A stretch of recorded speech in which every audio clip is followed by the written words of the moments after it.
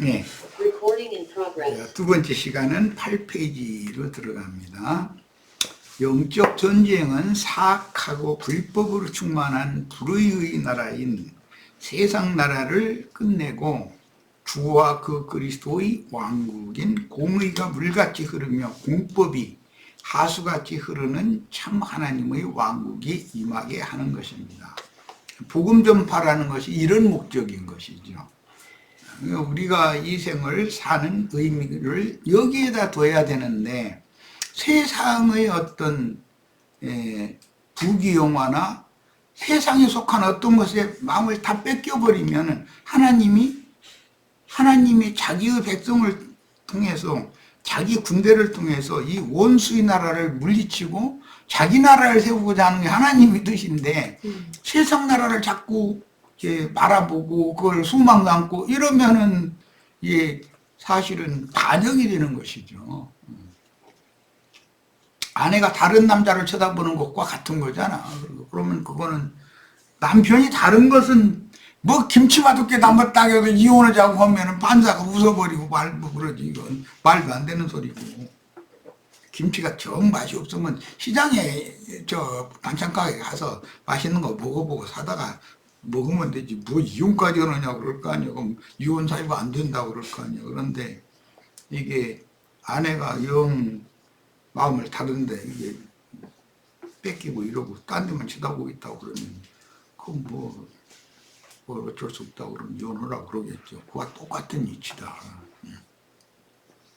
자, 먼저는 복음 진리를 전파함으로 사람들을 사로잡고 있는 사단의 세력인 흑암의 권세와 능력을 멸하고 하나님의 성령으로 말미암아 회개하고 복음을 믿은 사람들의 속 부분들인 새영과 새마음에 하나님의 왕국이 임하는 단계가 있습니다. 하나님의 나라는 사람의 속으로 임하는 단계가 먼저 있는 거예요.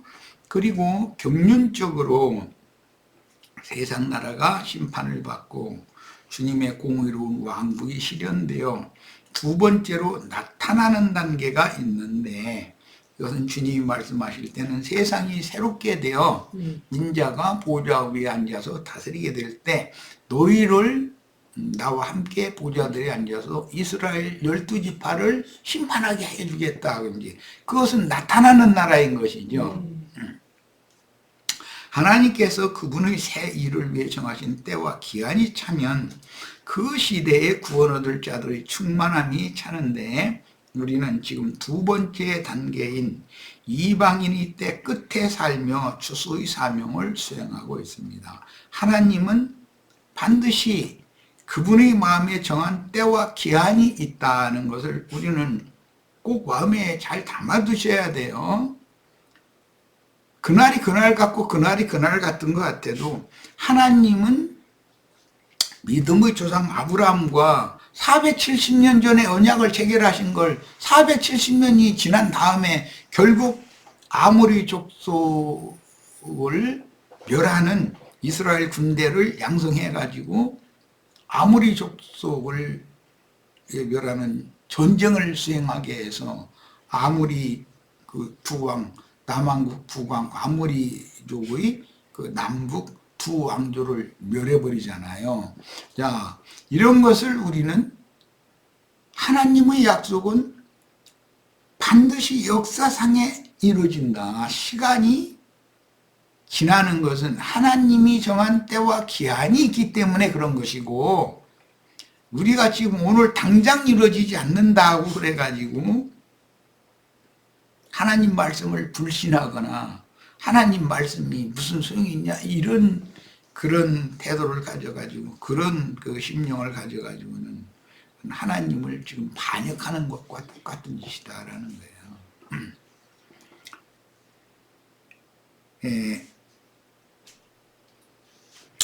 우리는 지금 두 번째 단계, 즉 주님의 나라가 나타나는 그 두 번째 단계를 눈앞에 두고 살면서 추수사명을 마지막 추수사명을 수행하는 중이다.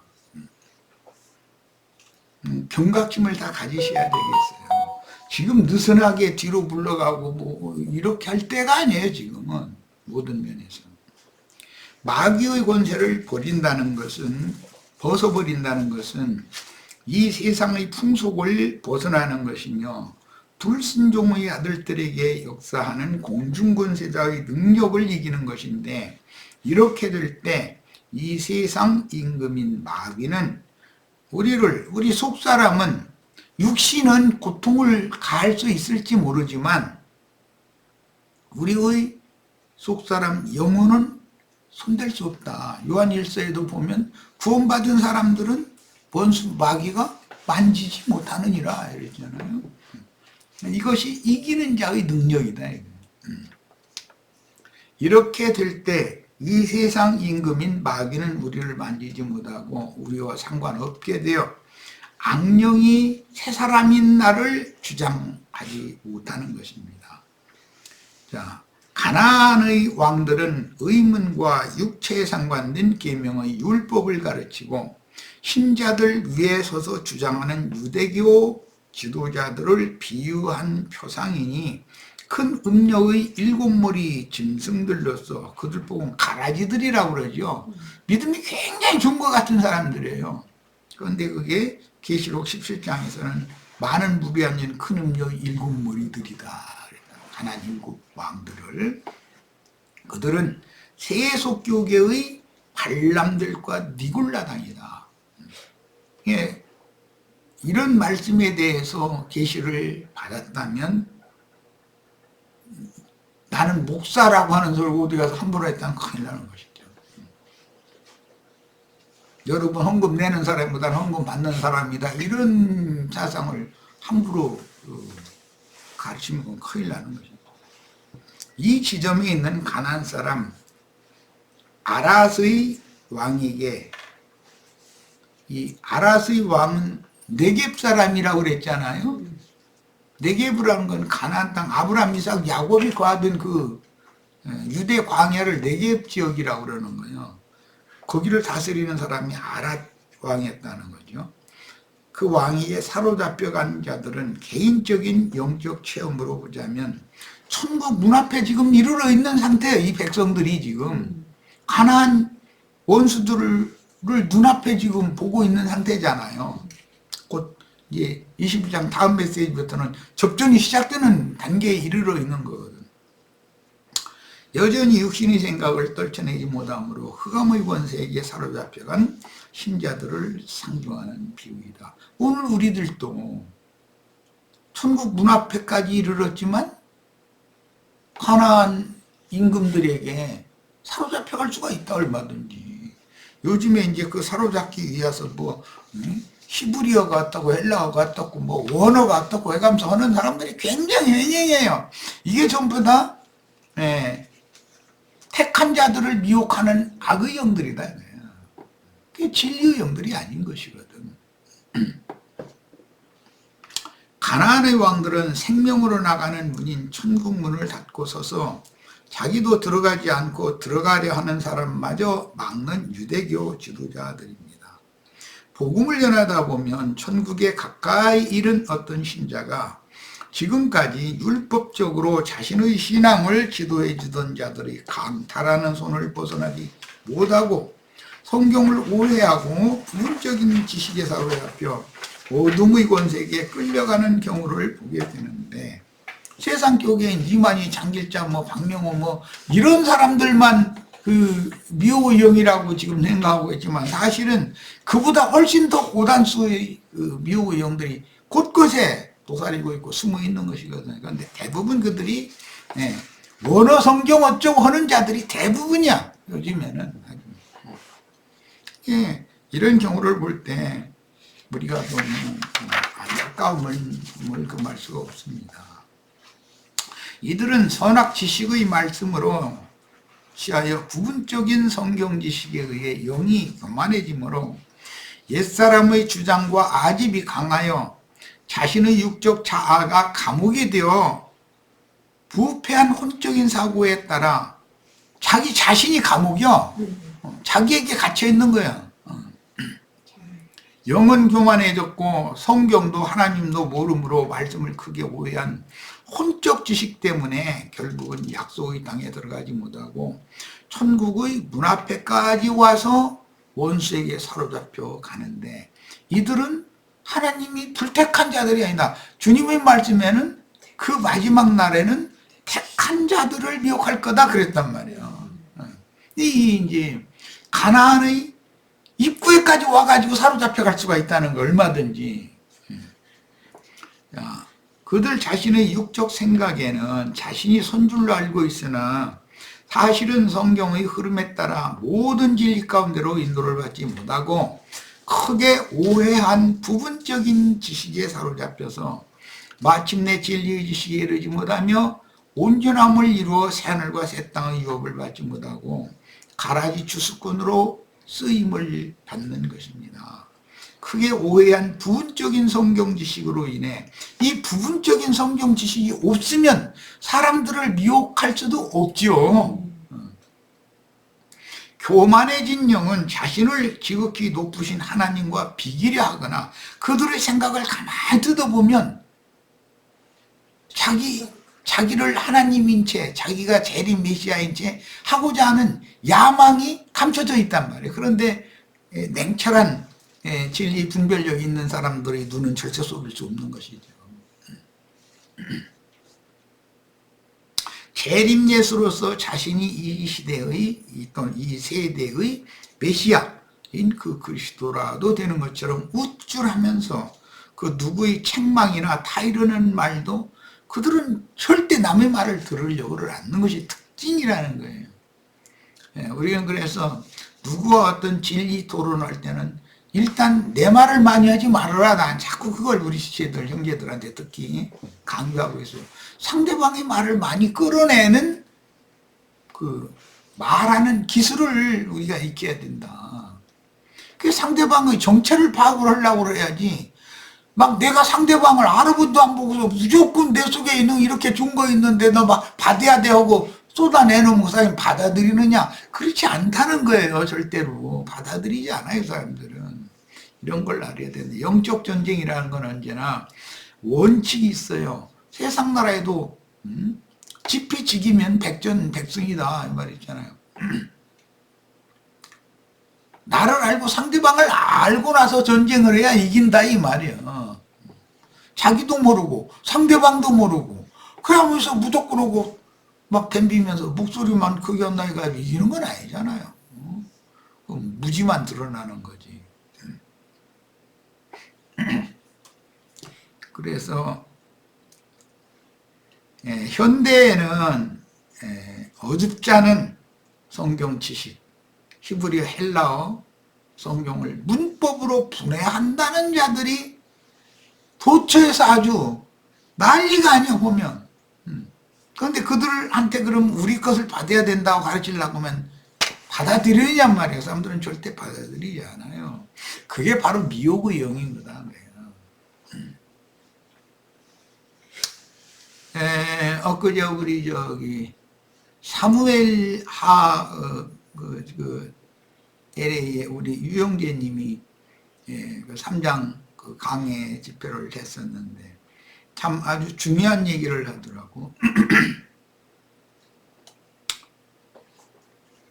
때가 되어서 이제 사울은 죽고 사울의 아들 이스보셋의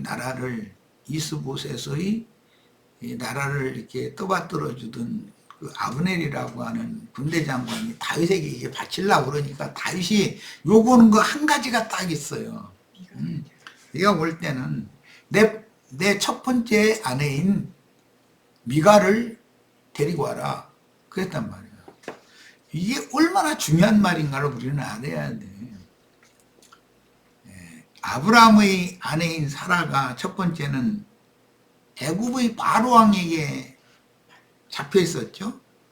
그 다음에 거기서 나와가지고는 그랄 왕 아비멜렉에게 또 잡혀 있었어요.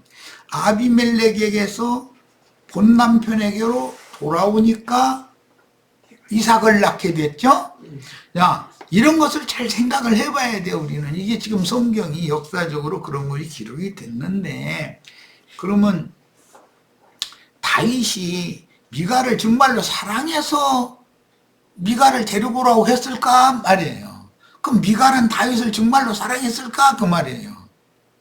그런 관계가 아니잖아요. 다윗이 뭐 여호와의 법궤에 메어 올리는데 막 바지춤이 내려가니도 모르고 막 기뻐서 춤추니까 창문 틈으로 이렇게 뭐 눈을 그렸다나 화장품을 발랐다나 그러고 쳐다보고 있다가 아래 최신물 입시 왕이라는 자 저런 나무가 왕이 들어가서 자기 아내 축복해 주겠다고 들어가니까 그런 걸 책망을 하고 책을 잡았다는 거잖아요. 그럼 그 관계가 사랑하는 관계가 아니거든. 허물이나 음결이 보여도 그걸 덮어주고 가려주고 당신 오늘 너무 수고 많았다고 당신이 그렇게 여호와의 교회를 모셔올 일을 원하더니 당신 정말로 너무 기뻐하시는 걸 볼 때 나도 마음이 참 너무나도 기쁘다고 이러면 다윗이 한 번 안아줬을 거 아니야? 그런데 엉뚱한 소리만 하니까는 비방하는 겁니다. 다윗이 딱 돌아서더니 그 다음에는 생밥으로 지내게 해버렸다고 그랬어. 지금 무슨 뜻이겠어? 신앙의 회복이라는 것이 중요해도 하나님의 그 첫 부인이라는 것은 육족 이스라엘 나라 사람들인데 그들이 신앙이 회복되어져도 신약 교회의 사랑하는 사랑 관계로 맺어진 신약 교회처럼 그렇게 정상적인 사랑 관계의 부부가 아니라는 걸 암시하는 말이잖아요.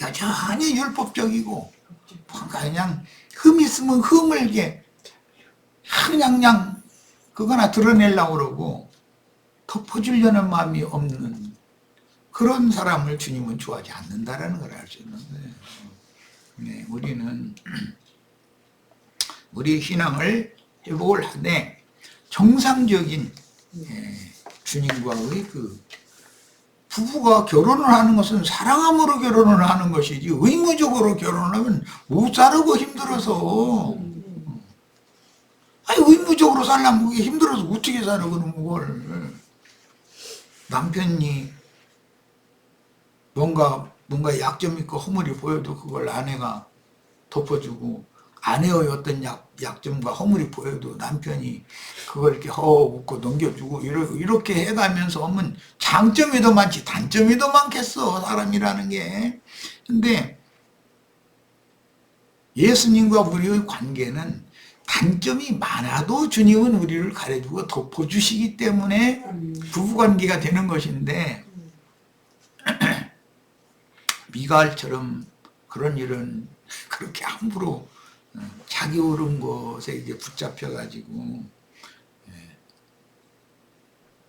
미갈은 사울이 강제로 시집 보낸 그 사람 이름이 누구였나 뭐 바울인가 울면서 따라왔다 온 거 보니까 그 사람하고는 정이 굉장히 많았던 것 같아.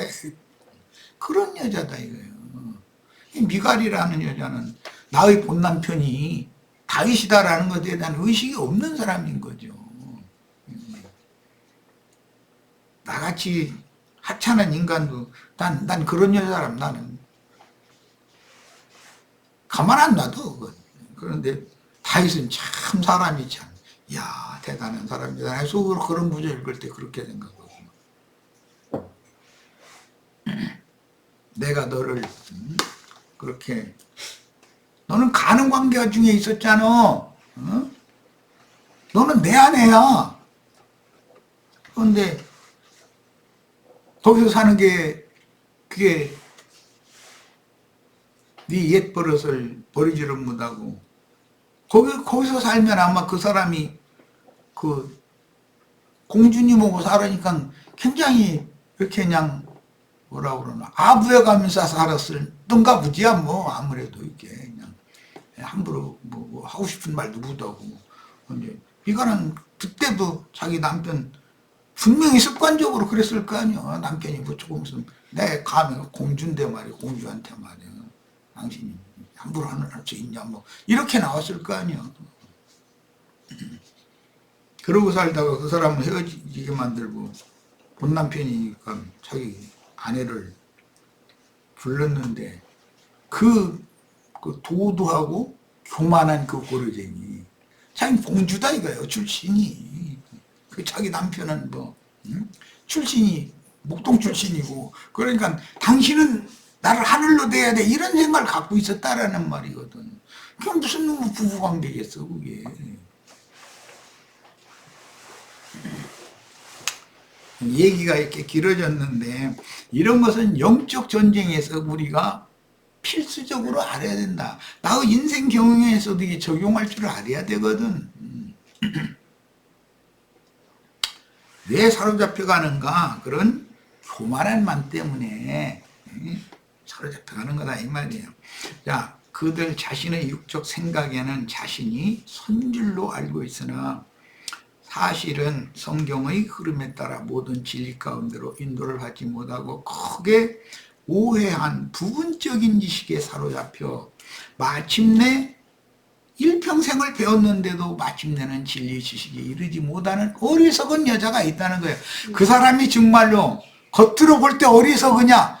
대단한 사람이죠.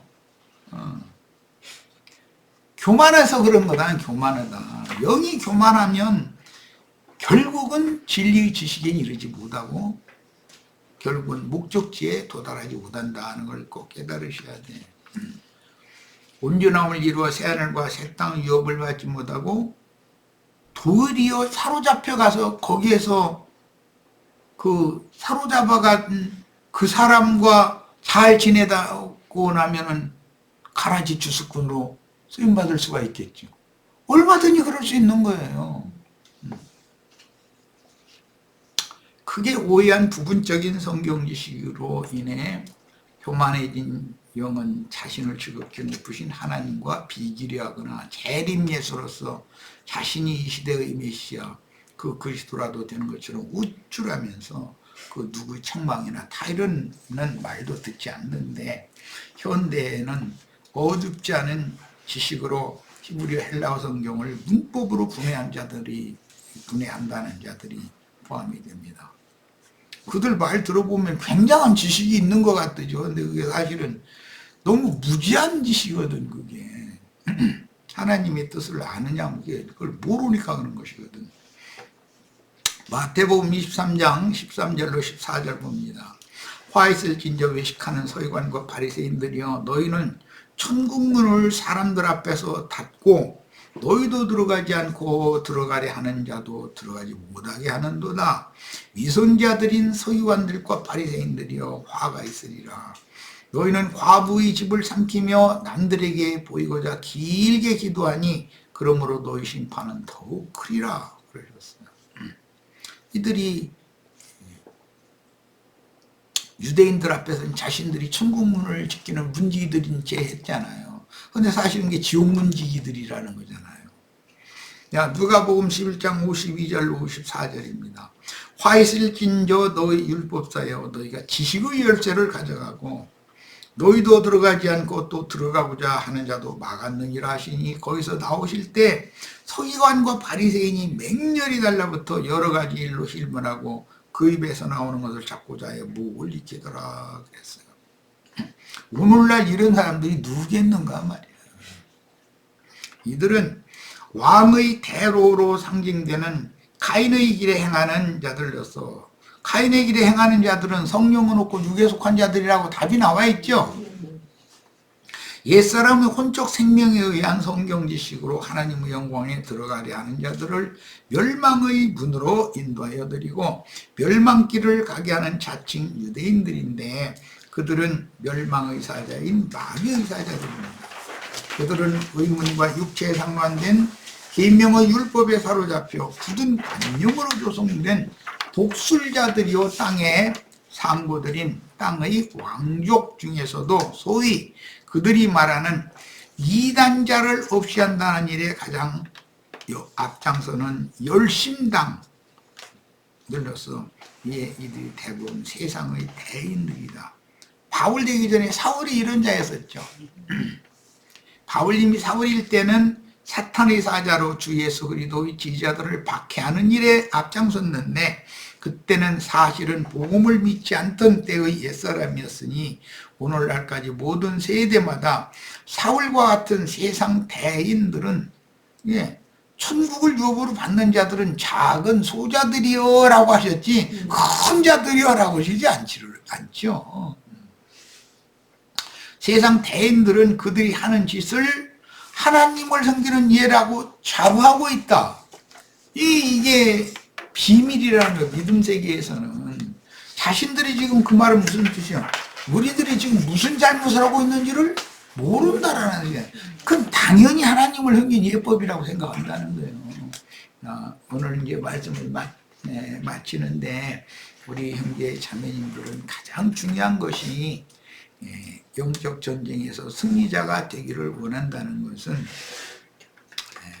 잠시간에 이제 적나라하게 나올 이야기지만 홍해길로 돌아서 다시 가나안으로 빙 돌아서 사는데 길이 너무 험악하니 마실 물이 없느니 먹을 음식이 없느니 해가면서 모세와 하나님을 원망하는 것이 몸에 배서 습관이 됐다 이거. 여기까지 왔으면 믿은 지가 40년이나 됐으면 이제는 이치를 깨달을 때가 된 거잖아요. 오죽하면은 하나님께서 그 자들을 마지막으로 심판할 때 날아다니는 들뱀 보내가지고 물어 죽겠다고 그랬어요.